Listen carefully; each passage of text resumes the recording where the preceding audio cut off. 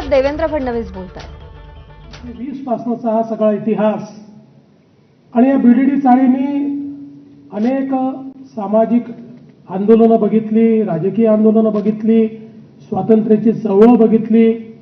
खूप मोठ्या प्रमाणात वेगवेगळे विचार हे या बीडीडी चाळीतनं तयार झाले। अनेक मान्यवर व्यक्तींचा रहिवास या बीडीडी चाळीत आपल्याला पाहायला मिळाला, सहवास पाहायला मिळाला, त्यांच्या नेतृत्वाला एक प्रकारे आयाम मिळताना आपण या बीडीडी चाळीत बघितले। या 100 वर्षामध्ये जर बीडीडी चाळीचा इतिहास जर आपण पाहिला तर आता तर आपण त्यातला बराचसा भाग पाडलेला आहे, पण या चाळीच्या भिंतीमध्ये इतक्या वेगवेगळ्या प्रकारच्या कथा कहाण्या त्या ठिकाणी दडलेल्या आपल्याला पाहायला मिळतात।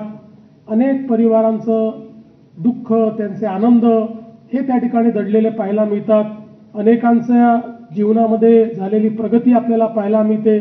काही लोकांच्या जीवनातली दुःखाची झालर देखील त्याच ठिकाणी आपल्याला पाहायला मिळते। 3-3 पिढ्या 4-4 पिढ्या राहिलेले लोक त्या ठिकाणी आपल्याला पाहायला मिळतात। आणि म्हणून या केवळ चाळी नाही तर मुंबईच्या सामाजिक आर्थिक परिवर्तनाचा एक जिवंत इतिहास म्हणून बीडीडी चाळीकडे आपल्याला पाहता येईल, अशा प्रकारच्या बीडीडी चाळी होत्या। आणि म्हणूनच सातत्याने इतक्या वर्षानंतर बीडीडी चाळीचं पुनर्विकास झाला पाहिजे अशा प्रकारची मागणी यायची, त्या संदर्भात चर्चाही व्हायची। खरं तर आमचा बीडीडी चाळीशी संबंध असा आला की आमचे नेते माननीय गोपीनाथरावजी मुंडे यांनी बीडीडी चाळीत राहणारे जे आमचे पोलीस आहेत त्या पोलिसांना हक्क मिळाला पाहिजे म्हणून मोर्चा काढला होता। त्यानंतर नंतरच्या काळामध्ये मी देखील त्या ठिकाणी आमचे सुनील राणे होते, त्यांच्या समवेत बीडीडी चाळीमध्ये मोर्चा काढला होता। याच वरळीच्या बीडीडी चाळीच्या अंगणामध्ये आमची मोठी सभा झाली होती माझी, आणि त्यावेळेस आपण अनेक मागण्या म्हणजे बीडीडीच्या पुनर्वसनाच्या मागण्या, पोलिसांच्या हक्काच्या मागण्या या त्या ठिकाणी बीडीडी चाळीमध्ये मांडल्या होत्या। पण खरं म्हणजे ती सभा झाल्यानंतर काही लोकांच्या घरी जाण्याची मला संधी मिळाली किंवा तो प्रसंग आला, आणि त्यावेळी मी बघितलं की बीडीडी चाळीमध्ये 30 वर्ष 40 वर्ष 50 वर्षापासून राहणारे लोक कशा अवस्थेमध्ये राहत आहेत। अतिशय वाईट अशा प्रकारची ती अवस्था होती। सिलिंग खाली पडत होतं, ती एक रूम होती, काही नुसते पडदे लावलेले होते। मला असं वाटतं की म्हणाला ती चाळ होती, पण झोपडपट्टीपेक्षा देखील वाईट परिस्थिती ही तिथल्या अनेक लोकांकडे मला पाहायला मिळाली। आणि त्यावेळेस असं वाटलं की खरोखर ही सगळी मंडळी इतक्या हाल अपेष्टा सहन करत या ठिकाणी राहत आहेत। आणि म्हणूनच मला असं वाटतं की ज्यावेळेस आपल्या सगळ्यांच्या आशीर्वादानं आपलं महायुतीचं सरकार महाराष्ट्रामध्ये आलं त्यावेळी आपण हा निर्णय केला की आत्तापर्यंत आपण मागण्या करत होतो, पण आता मागण्या पूर्ण करण्याची वेळ आली आहे। आणि मग बीडीडी चाळीच्या पुनर्वसनाचा जो मुद्दा आहे तो आपण ऐरणीवर घेतला। खरं म्हणजे आपल्याला मला सांगितलं पाहिजे की अनेक अडचणी त्याच्यामध्ये होत्या। 90 वर्षाचे लिटिगेशन्स होते, ते सगळे लिटिगेशन्स एक एक करत आपण पार पाडले। पण त्यात सगळ्यात महत्त्वाचा काही भाग असेल तर मी साधारण अभ्यास केला की गेले 20-25 वर्ष बीडीडीच्या बद्दल बोललं जातं, पण बीडीडीचा पुनर्विकास का होत नाही। तर माझ्या लक्षात आलं की हा पुनर्विकास कुठला तरी बिल्डर, कुठला तरी विकासक करेल अशा अपेक्षेने त्या ठिकाणी सोडलेला आहे। आणि मग दरवेळेस एक नवीन बिल्डर येणार, तो काहीतरी आराखडे तयार करणार, त्या ठिकाणी लोकांची कन्सेंट घेणार आणि लोकांना काहीतरी स्वप्न दाखवणार, आणि त्याच्यानंतर ते काम होणार नाही। असे कित्येक 4-5 आराखडे त्या ठिकाणी तयार झाले, पण कुठलाच आराखडा हा त्या ठिकाणी पूर्ण होऊ शकला नाही। कारण बिल्डरला इंटरेस्ट असायचा तो मला सेलेबल किती मिळेल याच्यामध्ये। आणि म्हणून आपण जर बघितलं असेल तर वेगवेगळ्या प्रकारच्या संघटना तयार झाल्या, वेगवेगळ्या प्रकारचे डिझाईन तयार झाले, वेगवेगळे बिल्डर फिरायचे। कोणी म्हणायचं मी 300 स्क्वेअर फूट बोलतो, कोणी म्हणायचं 310 देतो, कोणी म्हणायचं 325 स्क्वेअर फूट देतो। आणि मग अशा या सगळ्या वातावरणामध्ये त्यावेळी मी ही संकल्पना मांडली, आमचे झेंडे साहेब या ठिकाणी आहेत। मी म्हटलं बिल्डरची आवश्यकता काय आहे। आपण समजा म्हाडा एवढं मोठं आपण त्या ठिकाणी तयार केलेलं एक संघटन आहे ज्याच्याकडे मुंबईकरांना घरं देण्याची आपण व्यवस्था केली आहे। म्हाडानेच बिल्डर का होऊ नये, म्हाडानेच हे रिडेव्हलपमेंट का घेऊ नये। आणि म्हणून आम्ही निर्णय केला आणि आम्ही सांगितलं की बिल्डर 300 देतोय ना, म्हाडाला काही खूप प्रॉफिट कमवायचं नाही, या म्हाडाला इथे सेलेबल करून याला क्रॉस सबसिडाईज करायचं आहे, याच्यामध्ये म्हाडाच्या खिशातनं पैसे जाणार नाही एवढंच आपल्याला बघायचं आहे। आणि म्हणून आपण निर्णय केला की आमच्या रहिवाशांना 160 नाही 300 नाही तर 500 चौरस फूट जागा ती त्या ठिकाणी आपण देऊ आणि त्यानंतर त्या संदर्भात जवळपास 3 वेगवेगळ्या कॅबिनेट बैठकांमध्ये वेगवेगळे निर्णय आपण घेतले. या सगळ्या केसेस त्याच्यानंतरही केसेस झाल्या. काही लोक म्हणाले आम्हाला जुनं कधीतरी 94 साली LOI दिला होता आणि म्हणून आम्हाला आता आमचा तो अधिकार आहे. मग 94 सालच्या LOI वर आपण कोर्टापर्यंत लढलो आणि सांगितलं की LOIचा प्रश्नच नाही, आम्हाला विकासक नकोच आहे. आता जर सरकार स्वतः हे करणार असेल तर विकासकाचं काय काम आहे. आणि शेवटी कोर्टानेही आपल्या बाजूने निर्णय दिला आणि आपण ते टेंडर केले. आणि मला सांगताना आनंद वाटतो की मी त्यावेळेस सांगितलं होतं आपण जर या ठिकाणी जबाबदारी आपल्याकडे घेतो तर म्हाडाचं रेप्युटेशन हे खूप चांगलं आहे असं नाही आहे. काही ठिकाणी आपण चांगलंही काम केलं आणि काही ठिकाणी वाईटही काम केलं आहे. आपण हे काम करायला घ्यायचं आणि उद्या लोकांनी आपल्याला 4 शिव्या घालायच्या की अतिशय काहीतरी बेकार बांधकाम म्हाडाने करून ठेवलं आहे. आणि म्हणून आम्ही त्यावेळेस निर्णय घेतला की याचं ग्लोबल टेंडरच होईल. इतकं मोठं एक काम आहे कारण एशियातलं सगळ्यात मोठं अर्बन रिन्युअलचं काम होतं, नागरी पुनर्निर्माण या ठिकाणी होणार होतं. आणि म्हणून आपण त्यावेळेस निर्णय घेतला की जे काही बेस्ट अशा प्रकारचे कॉन्ट्रॅक्टर्स आहेत ते या ठिकाणी आले पाहिजे. विवेक बोळेंचा आपण सत्कार केला. अतिशय चांगलं अशा प्रकारचं त्यांनी त्या ठिकाणी याचे आराखडे तयार केले होते. आपण स्पेस कन्सल्टंट देखील त्याच्यामध्ये यूज करून स्पेसचं बेस्ट युटिलायझेशन कसं करता येईल, 500 स्क्वेअर फुटाचं युटिलायझेशन करताना त्याचं प्लॅनिंग हे असं केलं पाहिजे की त्यातला एक इंच हा रहिवाशांच्या कामी आला पाहिजे. आणि म्हणून त्याच्याबद्दल स्पेस युटिलायझेशनचा देखील त्या ठिकाणी विचार करण्यात आला आणि आपण हे ग्लोबल टेंडर करून मला अतिशय आनंद वाटतो की या ठिकाणी वरईला टाटा आणि कॅपॅसाईटनी ते काम घेतलं, एकीकडे L&Tनी काम घेतलं आणि एकीकडे शापूरजी पालनजी असे देशातले जे उत्कृष्ट किंवा जागतिक स्तरावर काम करणारे जे कॉन्ट्रॅक्टर्स आहेत त्यांना ते आपण काम दिलं आणि अतिशय चांगले स्पेसिफिकेशन त्याच्यामध्ये टाकले. कुठेही रिहॅब आपण करतोय तर रिहॅबचे स्पेसिफिकेशन लोअर असले पाहिजेत असं आपण होऊ दिलं नाही. त्याच्यामध्ये ज्या काही अम्युनिटीज आवश्यक आहेत त्या ठिकाणी पाण्याचा पुनर्वापर असेल, त्या ठिकाणी सोलरचा वापर असेल, त्या ठिकाणी कचऱ्याच्या संदर्भातले विषय असतील, अशा सगळ्या गोष्टी या त्या संपूर्ण याच्यामध्ये टाकण्यात आल्या.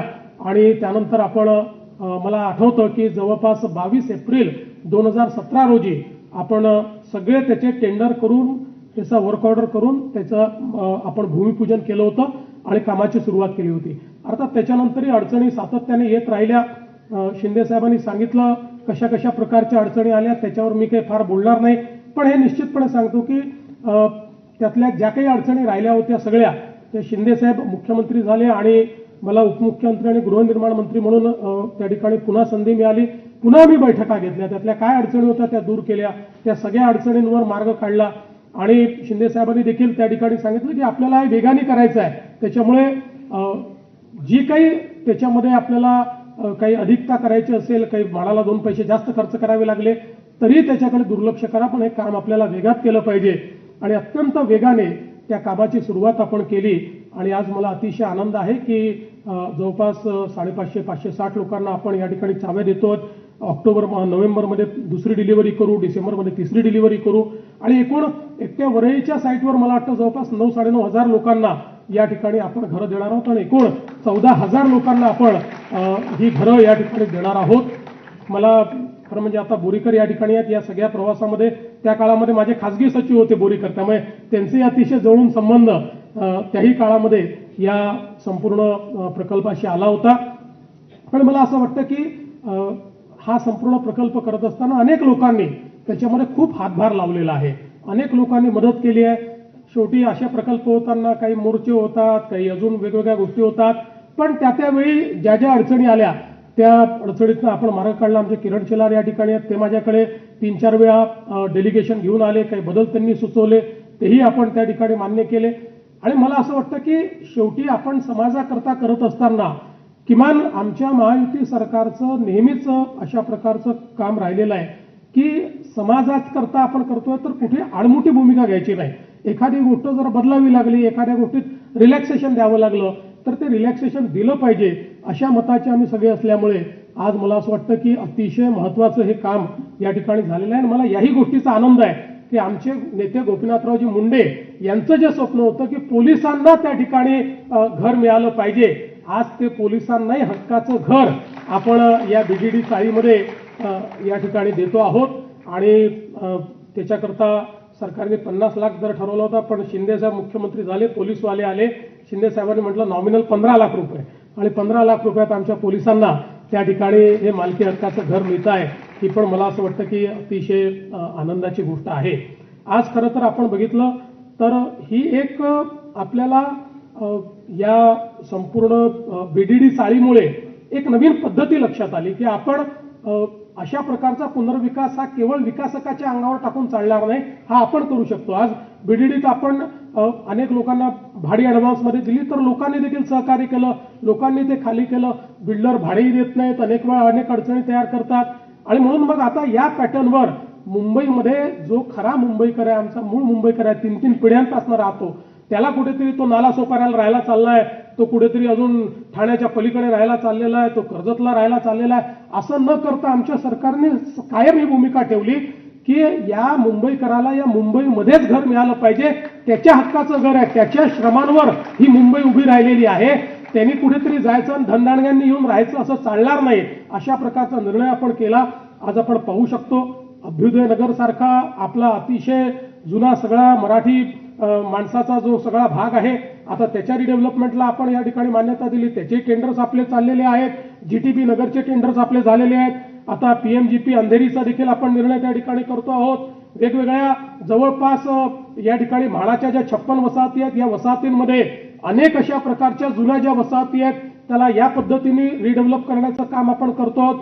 आता सीएनडीचा एक नवीन आपण त्या ठिकाणी पद्धती आणली आहे, ज्या पद्धतीतनं वेगवेगळ्या प्रकारे ही जी काही विकासाची व्यवस्था आहे ती आपण उभी करतो. या व्यवस्थेमध्ये एकच सगळ्यात महत्त्वाचा फायदा हा आहे की सरकार हे नफ्याकरता करत नाही, सरकार कुठेतरी सामान्य माणसाला घर मिळालं पाहिजे याकरता या ठिकाणी अशा प्रकारचं काम करते. आणि म्हणूनच मला असं वाटतं की या अशा प्रकारच्या सगळ्या प्रकल्पांमध्ये चांगल्या प्रकारचा एक सहभाग आणि चांगल्या प्रकारचं यश हे आपल्याला मिळत आहे.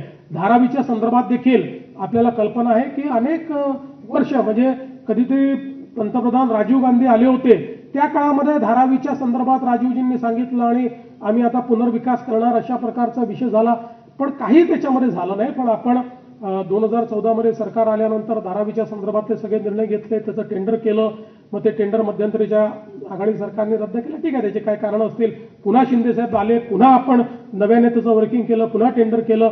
आज धारावीचं रिडेव्हलपमेंट आपण सुरू केलं आहे. आणि आपण विचार करा, आज जर महाराष्ट्राचा विचार केला तर महाराष्ट्रामध्ये बोटावर मोजणारे 3 किंवा 4 शहरं असे आहेत की जे 10 लाखाच्या वर पॉप्युलेशनचे शहर आहेत, आणि एकटं धारावी जे आहे हे 10 लाखाच्या वरच्या पॉप्युलेशनचं किंवा तेवढ्या पॉप्युलेशनचा अशा प्रकारचा तो एक ॲग्लोमरेशन आहे किंवा एक स्लम आहे.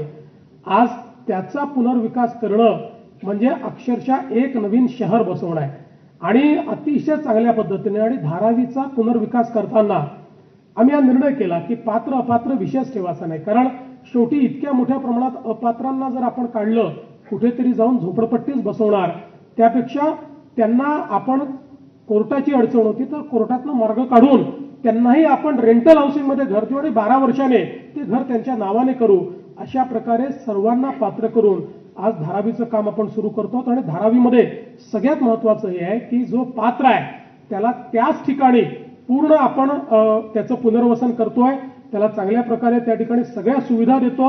आणि या सगळ्या सुविधा देताना धारावीचा विचार आम्ही या प्रकारे केला की धारावी ज्यावेळेस त्याचा पहिला प्लॅन आपण घेऊन बसलो होतो त्यावेळेस मी सांगितलं की धारावीला केवळ एक झोपडपट्टी समजू नका, धारावी हे आर्थिक विकासाचं केंद्र आहे. ज्या प्रकारच्या आर्थिक गतिविधी धारावीमध्ये चालतात त्या कदाचित कुठल्या एखाद्या इंडस्ट्रीयल क्लस्टरमध्ये देखील चालत नाही. धारावीमध्ये चालणारं चामड्याचं काम, तिथलं पॉटरीचं काम, तिथलं खाद्य संस्कृतीचं काम, तिथे वेगवेगळ्या प्रकारच्या आर्टिफॅक्ट्सचं काम हे इतक्या मोठ्या प्रमाणात धारावीमध्ये होतं की ते जर आपण त्या ठिकाणी त्याचं जे काही एक नेचर आहे ते जर आपण बदललं आणि याला नुसतं लोकांना घरं देतो म्हणून सांगितलं, धारावी कधीच यशस्वी होणार नाही. या घरांसोबत त्यांचा व्यवसाय जोडला, या घरांसोबत त्यांची जी कलाकारी आहे ती सगळी जुडलेली आहे, त्यांच्यातला जो काही व्यवसाय आहे तो त्याच्याशी जोडलेला आहे. आणि म्हणून त्याकरता इथेच आपल्याला चांगल्या व्यवस्था उभ्या कराव्या लागतील. इथे जर चांगलं लेदरचं काम होतं तर लेदरची सगळी व्हॅल्यू चेन ही तिथे तयार करावी लागेल, आणि हे केल्यानंतर 5 वर्षापर्यंत त्यांच्याकडनं कुठले टॅक्सेस आपण घ्यायचे नाहीत.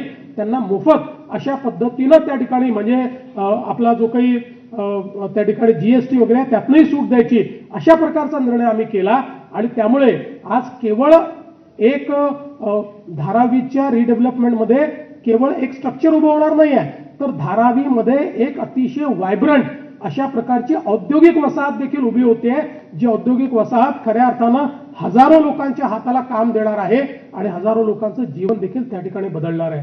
आणि म्हणून मला असं वाटतं की एकूणच आपल्या सरकारचा जो काम करण्याचा जी पद्धत आहे ही पद्धत अतिशय विचारपूर्वक आणि इन्क्लुझिव्ह ज्याला म्हणतो सर्वसमावेशक अशा प्रकारचा आपला प्रयत्न आहे. अर्थात लोक टीका करतात, लोक त्याबद्दलही बोलतात, पण जगामध्ये असं कुठली निर्मिती आहे जी टीकेशिवाय झाली आहे? जोपर्यंत तुम्ही टीका सहन करणार नाही, शिव्या सहन करणार नाही, तोपर्यंत नवीन निर्मिती होऊ शकत नाही. त्यामुळे सगळ्या टीका आणि कितीही शिव्या लोकांनी दिल्या तरी आमच्या सरकारने मुंबईकरांच्या जीवनामध्ये जे गुणात्मक परिवर्तन करण्याचा निर्णय घेतलेला आहे ते केल्याशिवाय आम्ही थांबणार नाही, हा विश्वास आजच्या निमित्ताने मी व्यक्त करतो. आणि हा विश्वास व्यक्त करण्याकरता हा फोरम याकरता महत्वाचा आहे की ज्यावेळी आम्ही बीडीडीचंही रिडेव्हलपमेंट सुरू केलं त्यावेळी अनेक लोकांनी आमचाही उपहास केला, आम्हाला शिवाय दिल्या, आम्हाला उलाना दिल्या. अनेक लोकांनी सांगितलं, खूप लोकांनी सांगितलं असं कधी होतं का, हे होणार नाहीये, तुम्ही कुठल्या तरी बिल्डरच्या घशात घालणार आहात, तुम्हाला फक्त याच्यामध्ये बिल्डर घुसवायचे आहेत, अशा अनेक शिव्या आम्ही देखील खाल्ल्या. पण आज जे आम्ही सांगितलं ते आम्ही करतो हे दाखवण्याचा दिवस असल्यामुळे मला असं वाटतं की यातनं सरकारच्या कार्यपद्धतीवर जनतेचा विश्वास देखील वाढेल आणि पुन्हा एकदा मुंबईकरांकरता जे आमच्या सरकारचं कमिटमेंट आहे ते कमिटमेंट यातनं निश्चितपणे आपल्या समोर अधोरेखित होईल, हा विश्वास मी व्यक्त करतो.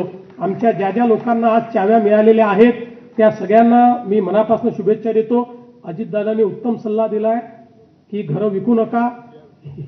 ही घरं जी आहे ही घरं खरं म्हणजे मी असं म्हणेन की पूर्वी आपल्याकडे सोनं सांभाळून ठेवायचे की पुढच्या पिढीला काय द्यायचं आहे तर सोनं सांभाळून ठेवायचे, पण मुंबईमध्ये सोन्यासारखीच घरांची किंमत आहे. त्याच्यामुळे पुढच्या पिढ्यांना काय द्यायचं तर हे घर आपल्याला पुढच्या पिढ्यांना द्यायचं आहे असा विश्वास मनामध्ये ठेवा आणि हे करा.